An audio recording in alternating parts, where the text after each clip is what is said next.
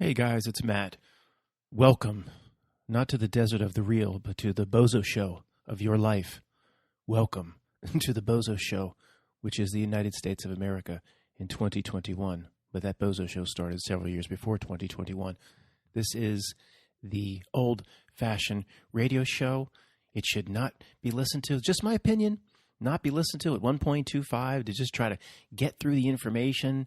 Well, Matt's going to talk about 5 topics. I'm an expert in those 5, but there might be one I'm not so sure about. And I'll suck the information out of that one topic and make more bullet points. So we've done that. It's time to coming into a state of being, to who you are, to enjoy this analysis of the Bozo Show, not to put it on 1.25 and try to get information from Matt, then run over to another truth channel and try to get information there. Those days are over, hopefully.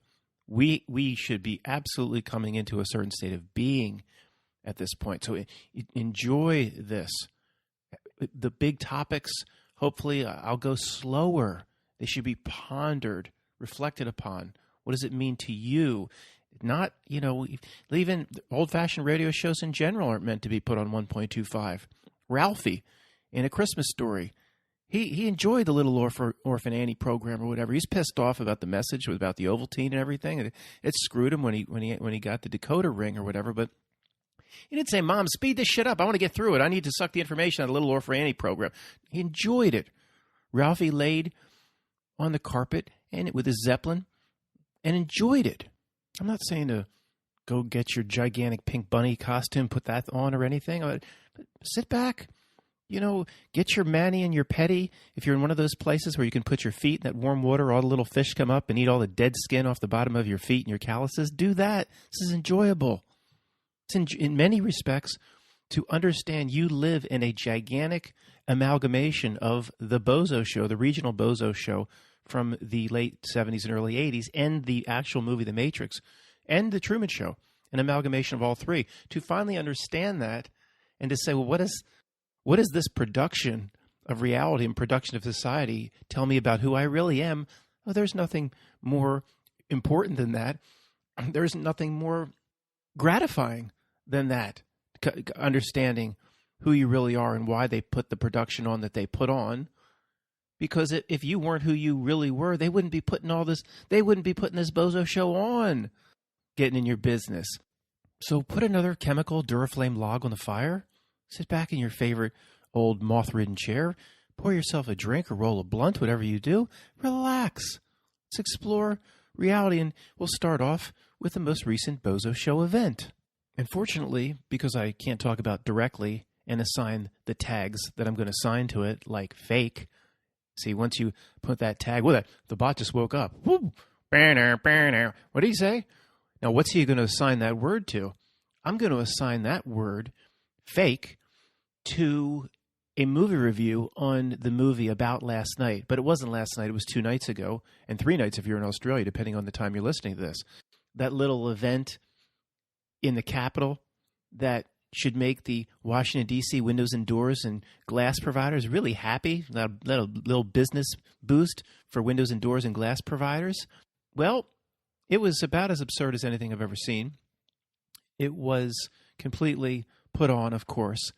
But it was put on with the incredible evil genius of the reality. It was put on in a way where 95% of the people running around out there believed in what they were doing. They believed they were supporting President Trump. They were simply used in a certain way, but I do believe most of what you would call the protesters believed in what they're doing. The whole event was an act and a play. There was nothing real about it, other than the fact that a lot of the people that they riled up and rallied to get out there were led, just like you can lead mice through a maze and eventually get them to the cheese. They were led and they participated. They weren't all actors, in my opinion, but the entire thing was an act. I mean, the way it was presented on TV was an absolute joke. And because of the potential for gas or the setting off of fire extinguishers, apparently every congressman and congresswoman under their seat or something, they have this makeshift gas mask It's this plastic thing that they put over their head.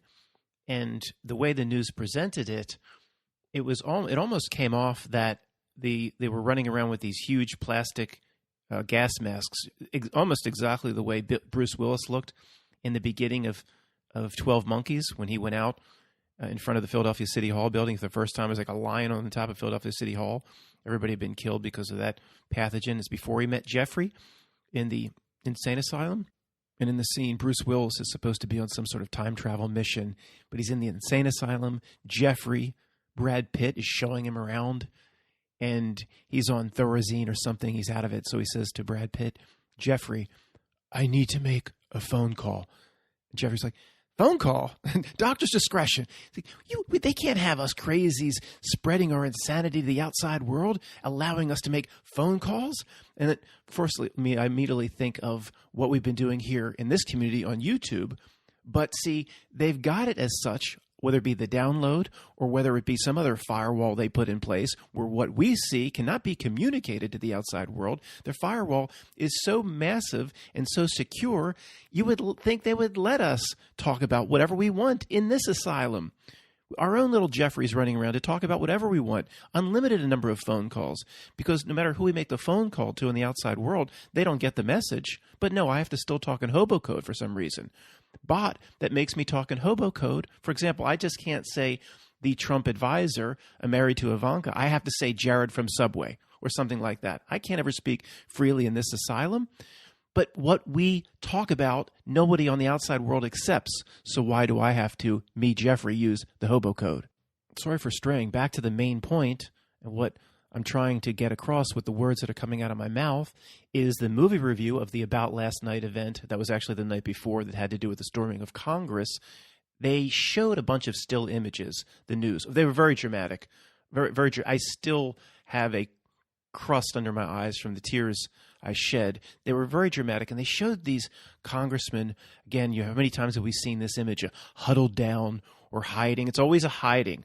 You ever see a picture of somebody taking heroic action, like, I'm going to get those mother effers? No, it's a huddling all on purpose, all by design. A huddling, a hiding in the closet, a hiding. They all went down to where they give the free haircuts, the bottom of the House and Senate chambers, and they all crammed into where they get the free haircuts and hidden there till they could get help. It's always we need help from the outside world, but that's neither here nor there. Still images, and a lot of the still images, they had that 12 Monkeys like gas mask suit on, like the images Nige sent us originally from China. He teaches English in China, where initially in China in like February and March, they were making like 12 Monkeys hazmat mask suits, helmets out of 2-liter bottles of Pepsi, that sort of thing. Look at this big plastic thing. Reminded me of Bruce Willis and 12 Monkeys. The still images of what these congressmen or senators or whatever the creatures were, whatever they were wearing. And the first thing that hit me was that's a protection from C. Like, what? I don't understand. They have these congressmen in the middle of this event have this full 12 Monkeys head mask on, gas mask, because they need to be protected from C. But that's the message they wanted me to get. That's the message they wanted millions of people to get. But ultimately it came out, there were fire extinguishers shot off, or there could have been gas. And it turned out these congressmen really did have some sort of gas mask under their seat in the House chambers, the way there would be a flotation device of some kind under your seat, or yourself under a cross-country flight, in case you crash land in the Great Salt Lake or something. So it's under the seat. On a flight, it's a flotation device, or perhaps the seat itself is a flotation device. Fortunately, I've never had to test it out. And in the House chamber, there's a gas mask. But I didn't put 2 and 2 together, and they didn't want people to put 2 and 2 together. The message to the unconscious and the subconscious was, I'm telling you, this is what the message was. I'm showing all these still images of the congressman and the 12 Monkeys, Bruce Willis head mask. They were trying to relate that to C, the C event. Like almost like an allusion, like, well, the masks aren't working, so we're going to have to go to full Bruce Willis 12 Monkeys hazmat head masks in order to beat the C thing. I'm telling you that look, could I be wrong? Sure. But is this generally how the creeps do business, planting the seed in the back of your mind, using different events to plant messages completely unrelated to the event taking place. Yes, this is how the creeps do business.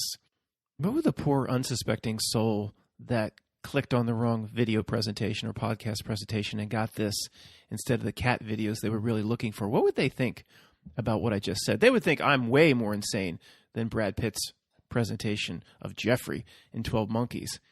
What? This guy, the congressmen who are huddling behind their seats in the House chambers, fearing for their lives, there was all sorts of gas and set off fire extinguishers, and just to protect themselves, they put that big 12 Monkeys hazmat helmet and gas mask over their heads that's under their seat like a flotation device. They put it on, and this guy is saying all those images that they showed of that actually was to push forth the C narrative? This guy's a loon.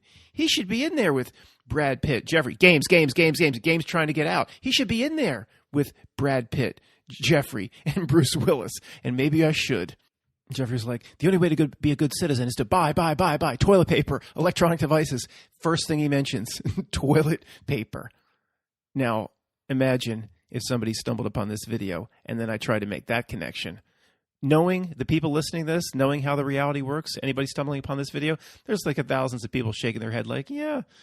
Having Jeffrey mention toilet paper, having that be the number one consumer product of this event, is there a relationship? Thousands of people are shaking their heads like, yeah, Matt's probably right about that. There is a connection there. And the person that would be stumbling upon this video would think that's the most insane thing they have ever heard. But they simply, the person outside of the asylum, outside of our little YouTube asylum, they have no idea how the reality works and the nature of the minions that pull it off. They have no idea. And speaking of minions, I'll ask you guys, has anybody heard from our friend Melvin P. Gates of the Belinda and Melvin Gates Foundation? Melvin.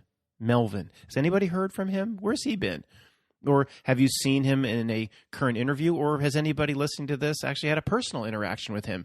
Maybe you join him at Starbucks in Seattle every Tuesday. Has anybody heard a thing out of Melvin P. Gates? Where'd he go? Where'd he go? Like they monitor everything from the Illuminati control tower in their Chernobyl center. They say, our numbers, we want a certain percentage to be fearful of the action Jacksonation. We want a certain percentage. I got this completely wrong 8 or 9 months ago where I said, well, the golden god will be delivered the action Jacksonation. I thought they wanted 99 point whatever percent to get it.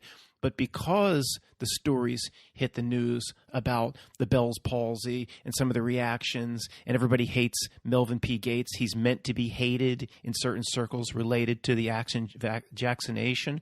Action Jackson. That's what I said. Bot. Then it's clear now that they want a large percentage not to get it, at least initially, so they can maintain the gigantic armies, tracking and tracing armies, constant surveillance, toilet paper, games, trying to get out. They want a large percentage. There's a scene, guys, the scene in 12 Monkeys where Jeffrey points to a bunch of board games, and the games are locked away behind a wire mesh. And he says, we're trying to get out of the asylum here. These games are trying to get out. Sorry. But has anybody heard from our friend Melvin P. Gates? It might be, again, as they're analyzing the statistics in the Chernobyl Illuminati Control Center, they want a huge percentage not to get it, or at least a decent percentage. But maybe that percentage is getting too high. So there's like a button and a lever that goes off in the control tower. We have too many people that are going to be afraid to take the action Jackson. So the first step in the playbook is to send Melvin P. Gates and put him underground. He's hated. That creature's hated. So make sure he doesn't do the interview on the what is it? The Fox show, The Five, or what's the one with Whoopi Goldberg, The View? Melvin P. Gates appearing on The View? No, cancel that. Nobody. We have to send him underground because he's a hated figure, and we actually need to raise our numbers. We want a little bit more people to take the action Jacksonation. But I was wrong. I thought they wanted everybody to do it, but I corrected that, as Ryan pointed out to me in an email recently. I did correct that a few months ago. I said they actually want 20, 30, 40 million people fearful and not to take the action. Jackson. So that actually, but that's actually a good argument against all the fearful stuff that people think they're going to put into the jab, like smart dust or RNA, nanoparticulate, whatever, all that stuff. See, if they had all of that nasty stuff that is the scariest in there, they would want everybody to get it, you would think. So that's an argument against that. The phone call interrupted my train of thought, but I'm glad I took a few minutes. If they had, again, if this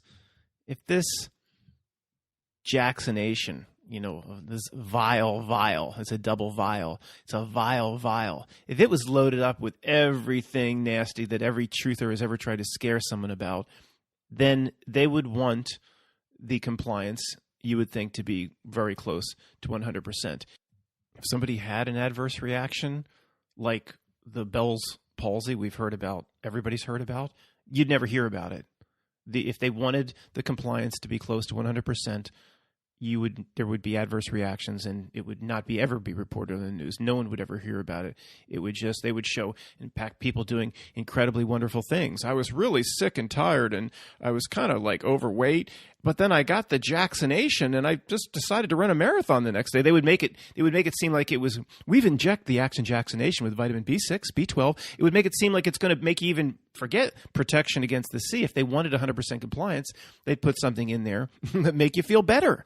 That would make you want to just run around the next day. Take up long distance running when you've never even gotten off the couch before. That's what they would do.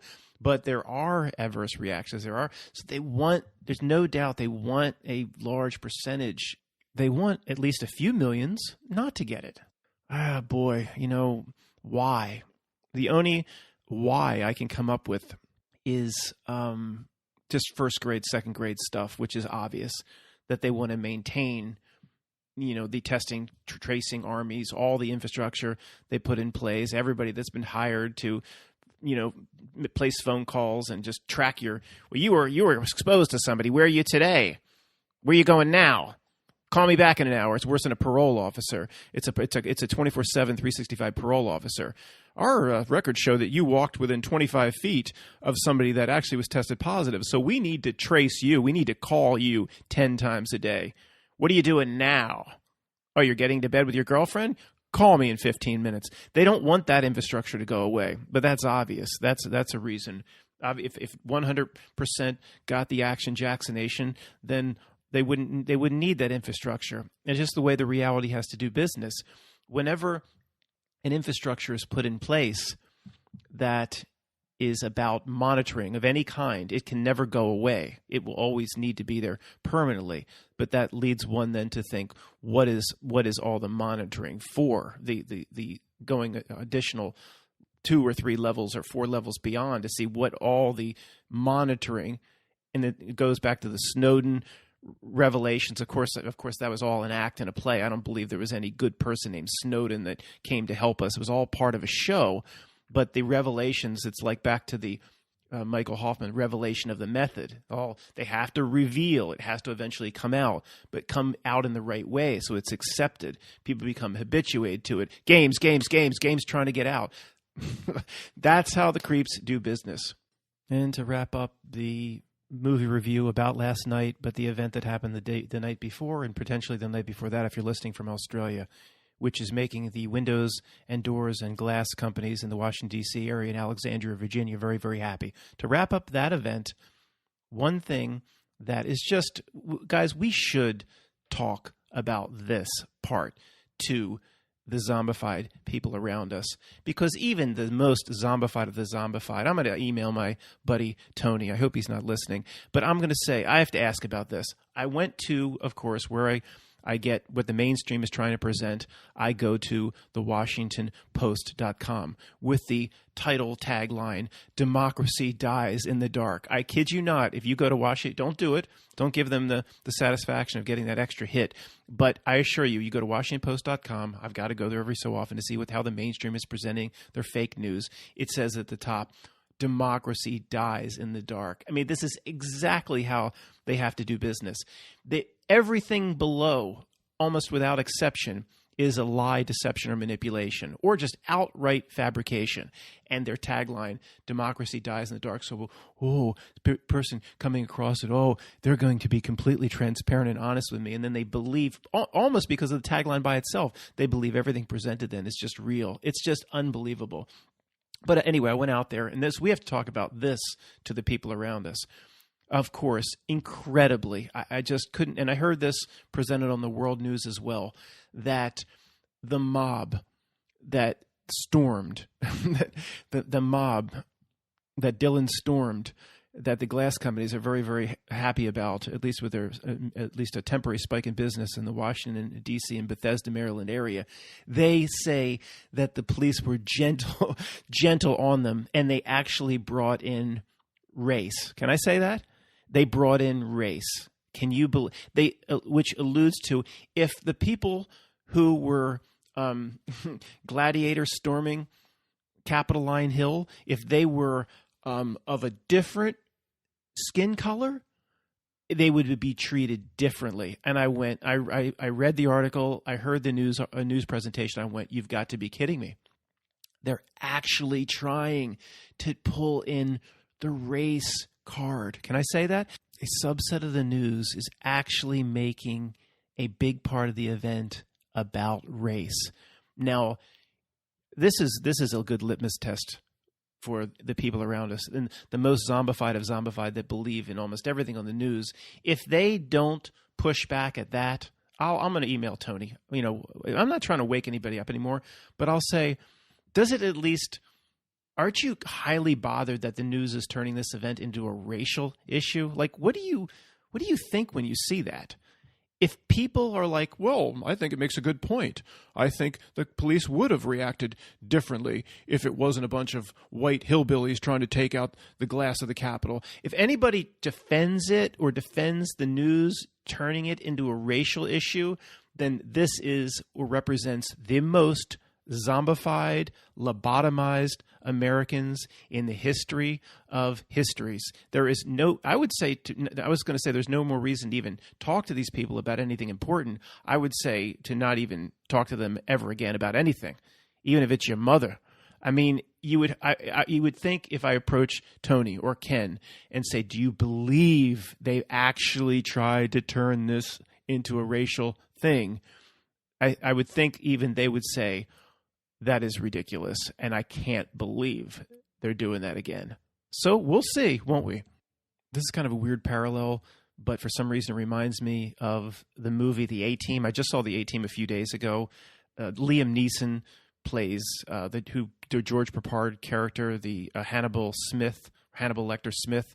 And I've seen it before. It's old, maybe 8 or 9 years old. And they're making fun of this guy from the CIA who has a fake name, this clandestine guy. They're kind of making fun of him. And they're like, he's wearing body armor in the HQ, in the headquarters, you know, surrounded by the 4th Infantry Division or whatever. He's wearing body armor in the HQ. That's all you need to know about a guy from the CIA. They're like, they're always at odds with each other or whatever. So you could apply the same thing to this. Not he's wearing body armor in the HQ, but this person here actually defended the news's premise that there was a valid racial issue with what happened about last night, a few nights ago. And you could say that's all you need to know about that person if they defend it.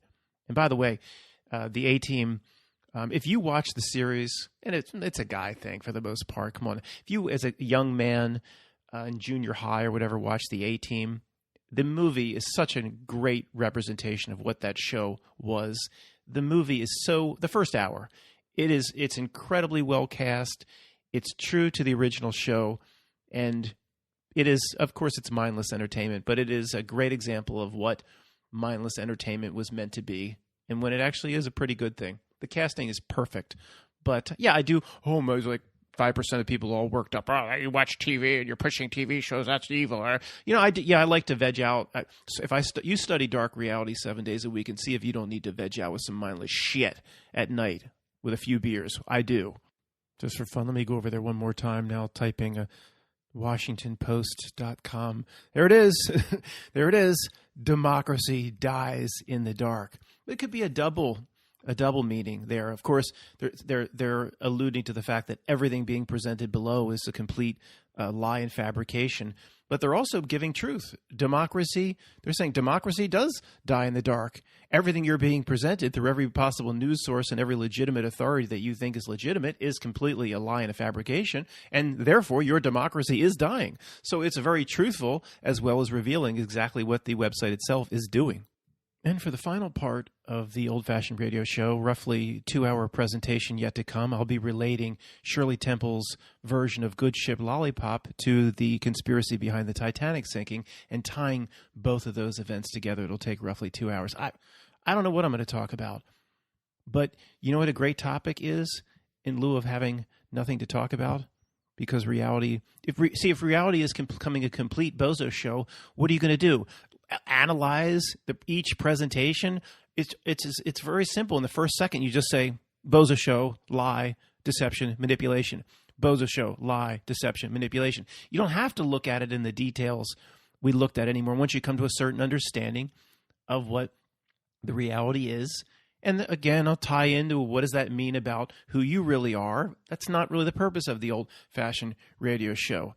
It's more to poke fun. I can't present a litany of sponsors like a certain sex shop in a certain part of Arkansas from a certain politician because the dial is turned up so high on this that potentially I could say something that offends that good gentleman or even the senator of the Emerald and the Ruby and the end of the Rubio. I don't know what I can say. That's why the old-fashioned radio show, we will go there first, will be emailed podcasts to people that have signed up at nohobocode.com. That's where the radio show is going first. The YouTube channel will continue as long as they allow me to speak, but the old-fashioned radio show here, oh my gosh, you won't believe what it will be like when we can actually speak freely. I still haven't watched a snap of a football game in college either, not just the toxic NFL pushing its race baiting all the time. College football that subtly pushes its race baiting, but in a much more subtle way, and at least the athletes aren't yet paid. That was my love, college football, and I haven't even watched a snap of that. And I'm pretty proud of myself. And the reason is I told you guys I watched NASCAR because when the cars are going around at 1,000,000 decibels, you don't notice there's no fans. It's not a big part of it. All right. It's just because the engine noise makes so much noise. And I've actually learned to appreciate the skill of the drivers and kind of get into that. I need some sort of an outlet. I'll never watch the NBA again. I'll never watch the NFL again because of the politics. But college football, I do miss. But for the sports I've missed, like, the U.S. Open tennis or Wimbledon or the U.S. Open golf or whatever, the atmosphere in sports is so toxic with the no fans. It's so weird. It's so toxic. It's so representative of this sick place that they're moving the world into. I just can't watch. And I know some college football games in certain southern states have let in, 15 or 25,000 people, and the stadium holds 80,000. You go to the sideline, the coaches are wearing their masks. I just can't deal with it. I cannot deal with it. And it's pretty amazing that I have not watched a snap of college or pro football this year. Now, the next topic from a truth community perspective is a tired, beaten old dog. Space. What is space? And not going back to Apollo mission, space in general. And it's a tired, beaten old dog in the truth community, but I almost never talk about it. And there's so many fun ways to talk about it. Like I just went and researched, I heard Zuck the Borg was supposed to put a satellite up years ago. Whatever happened to that? And I just researched it because I knew I'd be touching on this topic. And, it's just delayed, of course, and 2018 articles, Zuck the Borg is putting a satellite up. Well, he runs a website. The website runs on the existing internet. What would that possibly do for him, assuming that's even possible, and anything can even get up out of the snow globe? So the most interesting part about a conversation on space, what it is, what it isn't, is the human element and the people around us. This is always the most fascinating thing to me, how the excuses just go on and on and on. We thought once we reached 50 years, 50 years, 50 years since basically Neil in a buzzed cauldron, we thought that would be like a real big milestone. You could say, does it make sense it's been 50 years, nobody's been back? Doesn't that mean nobody went? And the excuses, this is why we have no other alternative for the people around us, or no other alternative way of describing them other than the download. It makes complete sense to them that nobody's been back basically for 50 years. There was, of course, it wasn't just the fake Apollo 11. You had the fake Apollo 12, the fake mishap in Apollo 13, 14, 15, 16, all the way up to the fake 17. So somebody would actually come back and say, Matt, you're misrepresenting. It hasn't been 50 years. It's been 49. Oh, I'm sorry. I'll wait another year, and then we can say it's been 50 years for all the last ones, even 17. But all the people around us do is just constant excuses. It just makes perfect sense. Well, Matt, we've been there, done that. What? Well, what about all the space tourism promised and promoted? That ridiculous Richard Branson. Oh, sorry. I'm sorry. Wait. Sir Richard. Oh, was he offended? Sir Richard Branson. Or, am I gonna? Is this a primate speech violation if I make fun of that billionaire and his Virgin Airways? He got probably a few $1 billion of taxpayer money to start Spaceport USA or whatever he did out in, was it the New Mexico desert? I mean, what? The 8th grade science club from some random middle school could do better than he did at getting space tourism. But maybe he was just about stealing the billions of dollars of your taxpayer money. I mean, all of these space endeavors by these billionaires, nobody needs NASA anymore. Not that they did anything anyway. But it's such a joke, an absolute joke. If you go look into what Dr. Evil does, you know who I'm talking about, right? What is he? Is he the $200 billion man yet of Amazon? He only increased his net worth by $40 billion or so, while supposedly the whole economy is supposed to be crashing down from the sea thing. He has something called Blue Origin. And if you look at those pictures, it's nothing other than sending a Bradford White hot water heater up about 2,000 feet into the air. It hovers there. It's probably it's not probably fake. All you need to do is put some Homer Hickam jetpacks from the 50s on the side of a Bradford White water heater, hover it up in the air, pop out some parachutes so the Bradford White hot water heater can float down, and then you call it Blue Origin and Jeff Bezos's or Dr. Evil's venture into space. Because eventually, if he's going to eventually build his evil Bob's Big Boy spaceship that's going to float around and monitor internet sales as he floats around up the upper ionosphere, well, he needs to start somewhere, and that's with Blue Origin, the Bradford White hot water heater that's sent up. And he says, we were going to hold the world hostage for 1 million. Dr. Evil, 1 million is not a lot of money anymore. 1 billion Amazon shares. I'm not even joking. The parallels between Jeff Bezos and the real Dr. Evil, who was a fictitious character who was probably more real than Jeff Bezos, the parallels might be more shockingly close than you would think. For example, does Jeff Bezos have a son like Dr. Evil had Scott or Scotty? Does Jeff Bezos have a son like Scotty who's becoming evil? Does Jeff Bezos have a mini-me? Seriously, he might have a mini-me. Has he actually hired Vern Troyer to walk around behind him in the Amazon headquarters, or to actually conduct shareholder meetings? Maybe. Does he have a number? Was it number 2? Was it number 1? Number 2? I guess number 1 was in Star Trek: The Next Generation. I think number 2 was the right hand man or left hand path man of Dr. Evil in Austin Powers. Has he hired Rob Lowe as number 2? I mean, everybody's got a price, right? He said, "What's your price, Rob? Just follow me around and give me advice. I'm going to pretend I'm Dr. Evil." You need $1 billion? Well, I've got 200 other. I've 100. That'll just leave me with 199 billion, and that don't buy shit anymore. When as really graceful pointed out recently, I think he took up some sort of collection. Bezos took up some sort of collection in a free country, supposedly with First Amendment protections, can you actually talk about a billionaire like this and poke a little bit of fun, or is that primate speech or beach? I don't know. We'll see. At least I've collected a bunch of email addresses. If they nuke me, we will start privately per nohobocode.com. But per what Really Graceful said, he took up a collection. Oh, he couldn't afford to pay his employees for a while during this sea thing. There's some sort of collection. I guess he got a whole army of people to stand outside. The Salvation Army ain't using this shit most of the year. Oh, you got the little barrels hanging on the chain, a tripod, and a barrel hanging on the chain and a tripod. You ring. Can we get your little bells for free? The way when they train Seabiscuit, they got the bell from the fire company.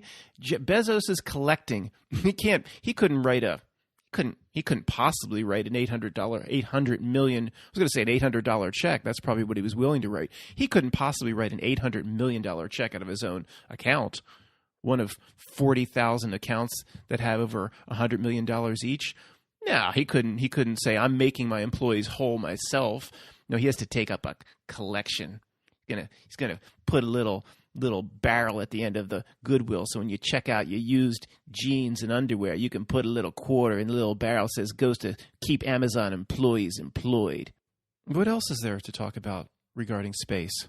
An endless array of nonsensical topics that one could speak for hundreds and hundreds of hours on without ever exhausting a supply of topics to talk about, like Space Force. Space Force, an unprecedented achievement of the Donald Trump administration, announced to officially go into action about 1 year ago, with headlines roughly 2 years ago talking about this thing is being created with secret parts of NASA, the Pentagon, DARPA, and using the array HARP of Space Force. Oh, Space Force. Oh, cool, man. The U.S. is going to have a Space Force. Well, what has it done? As usual, we go to the people around us, Hey, Tommy, come here, Tommy. Come on over here, Tommy, my best friend Tommy here. Tom, you heard about this Space Force thing, right? Yeah, man, I heard about this. That's cool, man, Space Force. Can you tell me what it's done, what it's working on, any tangible application or something that you've seen go into effect that affects your life or your city, or what has it done? What does it do? Oh, you conspiracy theory son of a bitch. It's all classified. They ain't going to tell your ass what they're doing. It's all secret stuff. If they're pointing missiles up in some secret satellite, pointing the missiles at the North Korean satellite, be able to take out Kim Jong-un shit, they ain't going to tell you conspiracy theorists. It's classified. Expecting to have a tangible result. Or what are they going to send you pictures? Send you pictures like the big-haired ladies up on the ISS when they get an Aquanet delivery. Manny and Petty supplies come from a Dragon capsule of Elon Musk's or Lone Scum's Dragon 6 or whatever. It's not hard to picture them all gathering around the one little window, watching that Dragon capsule come up from Launch Pad 39A. That's where SpaceX launches from, Cape Canaveral, Kennedy Center, 39A. Why would it be called Launch Pad 39A? Did you really need 39 other launch pads? Why isn't it just 40? Of course, it's the way the creeps do business, a gematria coding. Who knows why it's called 39A? Gematria, it's coded into everything. The numbers are coded into everything creepy the entire reality does. The minions do on behalf of the reality. We know the gematria is there, so there's no point analyzing anymore. Yeah, it's there. Well, so what? We know the creepy intention. We're past all that. There's a reason why it's called 39A, not 40. Did they have 40 other launches, and why would they need 40 other platforms? It's a joke. Everything is complete, but that just makes perfect sense to Tommy. Hey, Tommy, put your basketball down. Why do they call it Launchpad 39A? I don't know, man. Maybe they had 39. Maybe they ran out of paint to paint a 4, and they had to just put an A next to 39. So you can picture it, can't you? The 3 or 4 women on board the ISS all gathering around the window, all mushed into the window, looking down at the Dragon capsule, and one says to the other, "Oh, that Dragon supply ship, that resupply ship, better have our Aquanet products on board because we ran out a long time ago, and my hair's starting to fly all over the place. It's getting stuck in buttons and levers. We can't recycle the toilets properly because I went to push the button, it was just all clogged with hairs and stuff. And they tried to force me to shave my head, but I'm not shaving my head. I'm going to grow it even longer. I'm going to grow it like Rapunzel. I'm going to show their ass who's in charge. Rapunzel, let down your hair. It's also a safety net. In case something happens to the ISS, one of the big-haired women can let the hair down. They can climb down to safety through the upper ionosphere. So you can just see it now. Is that the actual main purpose of SpaceX, to deliver hairnet supplies to the ISS? It might be. I mean, this stuff's classified. We don't know. Well, I can see a pattern developing here, so we might as well talk about all of them. Okay, we talked about Jeff Bezos' Blue Origin. Absolutely. What's happening there as an update? Absolutely nothing. They're still trying to float the same white hot water heater. Virgin Galactic, Sir Richard Branson, and I would like to apologize wholeheartedly to Sir Richard Branson for leaving off the Sir initially. What's happening with Spaceport USA? Still getting probably taxpayer money, but absolutely nothing is happening. What's happening with SpaceX? Well, of course, they're continuing to supply the ISS, which really isn't up there. And, of course, they've done a bunch of successful Dragon-heavy launches with those friendly millennials announcing and doing the play-by-play from the little offices right on the other side of Platform 39A down in Cape Canaveral, Cape Kennedy. And they talk about the same thing. Like every time one of those Dragon Heavies goes up, it like dumps out 50,000 Iridium satellites. Don't you have another script? Guys, why is it always you see the thing go up, you see a camera image, the same camera image from the side of the engine that shows the same little mouse crawling around the engine every time, like Stuart Little stuck in there, and it's the same thing. Now we're dumping out 40,000 Iridium satellites out the side. Why is it always the same thing, Iridium satellites? I want to see the Gel and Aquanet products actually delivered. Show me the image. Do we ever see the video of the docking? Where's that? No, we only have one camera mounted, and it's on the side of the engine, so you can only see Stuart Little crawling around the engine. And people don't question it. Every time the damn thing flips around like a pencil and the stage one comes back and lands like a helicopter, oh, we've lost feed. It's the same story every time. We'll put another barge out there. I'll volunteer. Pay me $5 an hour. I'll row out there at $5 an hour. I'll row a dinghy out next to the barges. They're all cutesy. One's called, one barge where the thing lands is called, Oh, Yes, I Still Love You. Should get my cat. They could get my cat, hire my cat at $10,000 an hour. Puss and Bootsy. Puss goes, I love you. I love you. They could use that for the barge. Yes, I Still Love You. And the other one's called Just Follow the Directions. And as I've said before, whenever they put a cutesy title to something that's supposed to be hardcore, serious, and dangerous, then you know it's hardcore, serious, and fake. So I'll row out there. Let me row out there with my GoPro, and I'll record the thing landing so you don't lose the camera signal. And the millennials doing the play-by-play back in SpaceX headquarters, when you're actually able to hear them amongst everybody clapping, yay! It's like it's the greatest. Well, these rockets have been sent up since the end of World War II. Hitler sent these rockets up. Why are you clapping like it's the greatest thing in the world? It's been 50 years since a man supposedly walked on the moon, and just a little rocket goes up, the little Homer Hickam goes up, and all the millennials, yeah, it's like the greatest thing of all time. I mean, what?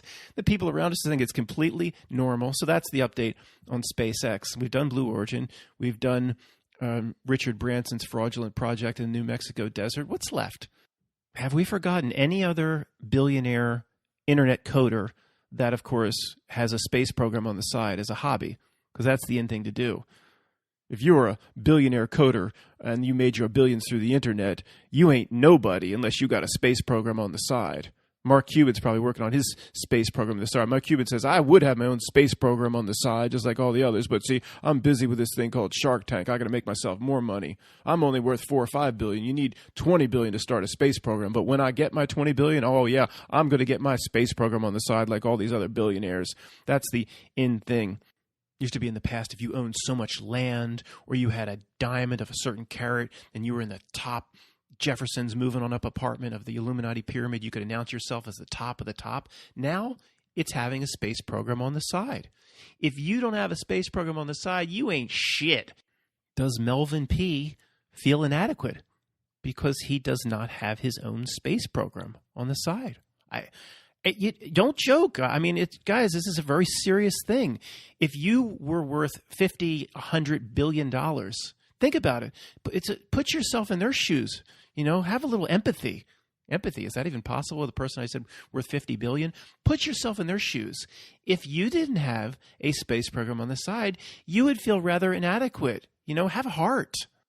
So to wrap up this section, there's no way I can present space without mentioning this one special person, the love of my life, or that used to be love of my life, the vintage space chick.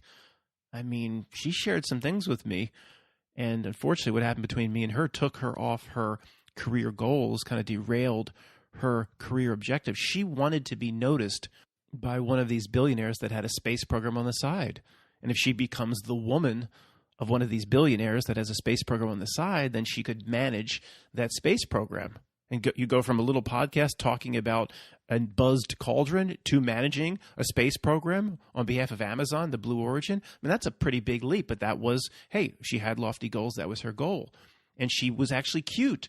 The first 6 to 8 weeks that she had the channel, way back when, she was cute. It was possible she would be noticed by one of these billionaires that has a space program on the side. But then after that, we had our issues, and now all she does is stand at the end of my driveway with a boombox above her head playing Peter Gabriel's Your Eyes, a reenactment of John Cusack's Say Anything. After a few things happened in her life, I've had to call in a restraining order. I mean, the only alternative she had confided in me that's available is to actually play the role someday of one of the big-haired women on the ISS. So she's actually letting it grow down as long as possible, like Rapunzel herself. Guys, you know what I was thinking? I was thinking this could go on and on and on and on. Remember when Senator Ted Cruz, the respected Senator Ted Cruz of Texas, like that's all.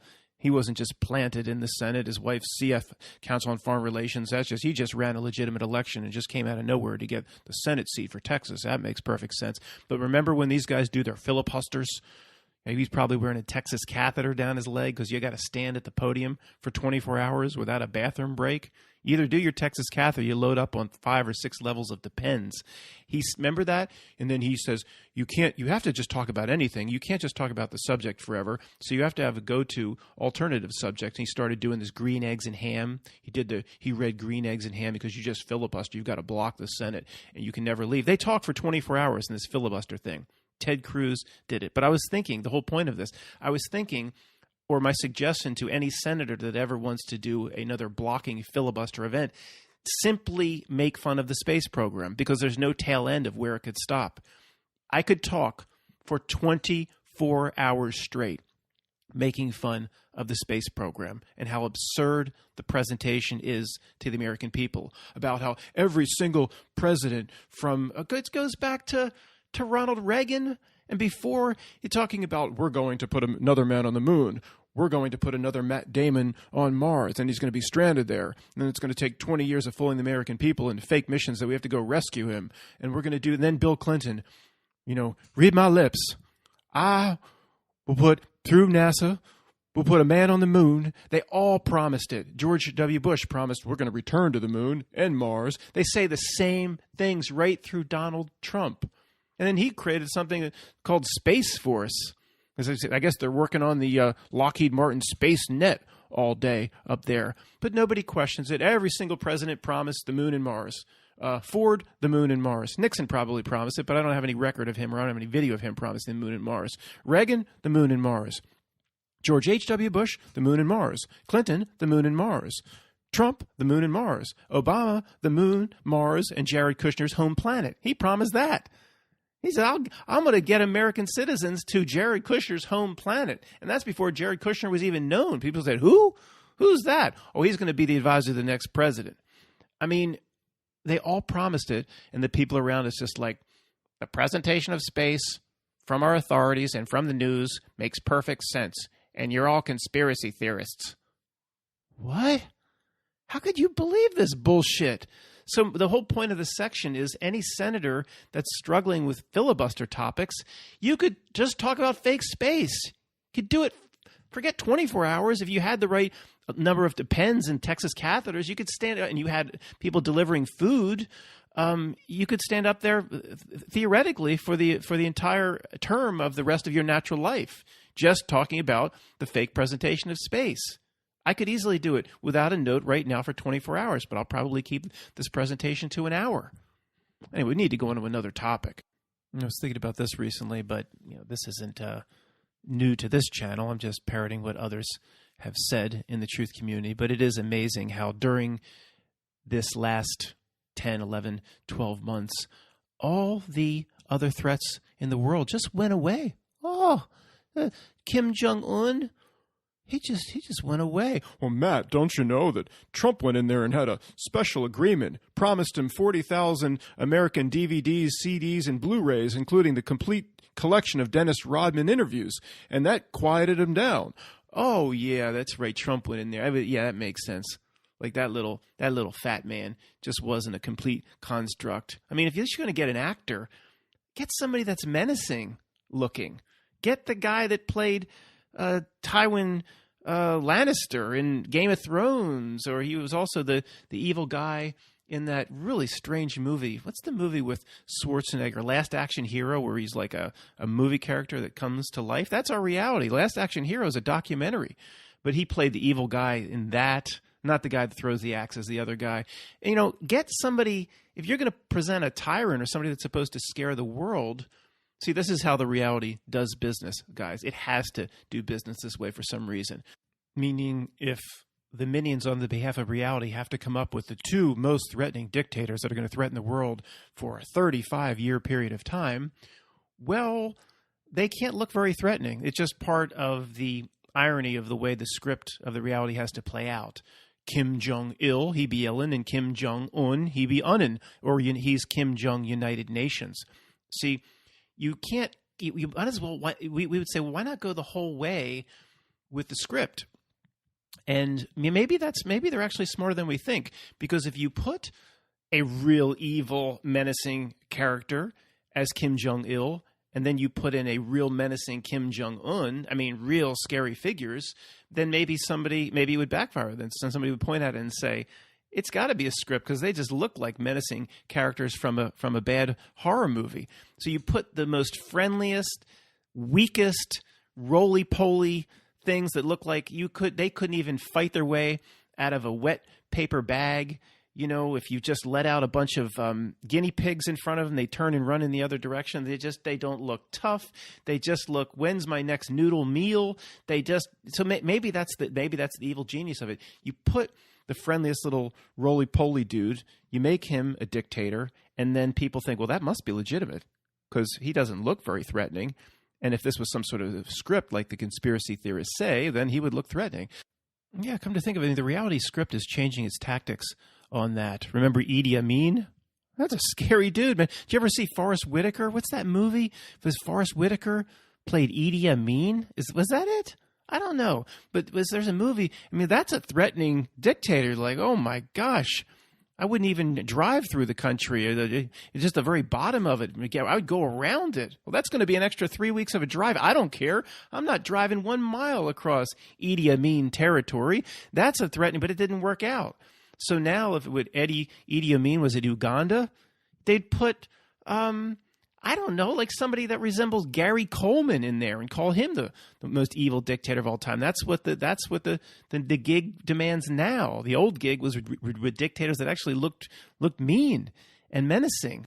If Michael Moore, that ultra liberal documentary filmmaker that makes such these altruistic documentary films that get real things done, if people didn't know Michael Moore, they'd set him up somewhere as an evil dictator. I mean, speaking of Michael Moore, what's he been working on since he went bowling and all these dumb films and Fahrenheit and guys, everything it's a setup. I think it's the end of Bowling for Columbine, where that's about it's a gun control documentary. He gets these injured and paralyzed kids or whatever that were in a certain event. They just sit outside the president's or the CEO's office of Kmart, and then eventually they get an audience with him, and he vows on camera that Kmart will no longer sell ammunition because of Michael Moore and his motley crew sitting around outside demanding an audience with the CEO. I mean, it's all a setup, guys. It wasn't like the real CEO of Kmart was visited. Who's this guy outside? Documentary filmmaker Michael Moore? Or we're going to have to receive him. We're going to look bad on camera. It's all a setup. Charlton Heston, they make him look bad as the president of the NRA. He probably was still the president of the NRA at the time. Michael Moore gets an interview with him. Now, guys, there's probably NRA members going to be pissed off at what I'm saying. I'm all for any foundation that props up the foundation of the Second Amendment. The Second Amendment is very valuable, okay? But don't think that Charlton Heston let in a documentary filmmaker, agreed to be filmed, and then Michael Moore made him look bad at the end of Bowling for Columbine. Why would he agree to be filmed live like that? Why would Charlton Heston ever agree to that if it's not 100% a setup? Of course it is. Don't get upset at me. Well, there's probably there's tons of good people that work in different levels of the NRA that are fighting for the Second Amendment. Of course, there's a ton of good people there. But don't think that Charlton Heston, if he was still the president, that all went down organically and naturally where they let Michael Moore in and they made him look bad. All a setup. Sorry. That's just the way things work. And just to wrap up the main point in this section, since this whole C thing started, there's been no real T-ism in the world. Well, there wasn't really anything anyway. It was 90% of fabrication anyway, but you would think they would still maintain the fabrication, but maybe that's how the reality at some point has to show certain people certain things. It has to give itself away in certain areas. We know that. The mechanics of this or why, we don't know, but the T-ism events have all gone away, and there was supposed to be about 12 to 13 or 14 months ago, there was almost a war with Iran. I mean, I guess as soon as the news came out of Wuhan, the Iranians just sent a courier to the White House saying, we all need to stay safe, and we're not going to pursue any sort of warlike action because we just need to stay shelter in place and to be safe. So there's no reason to pursue war against the United States when the world is about to be inflicted with what's coming. They just backed off to, everything else just went away so the whole world could focus on the current fabricated event. Thanks for listening, guys.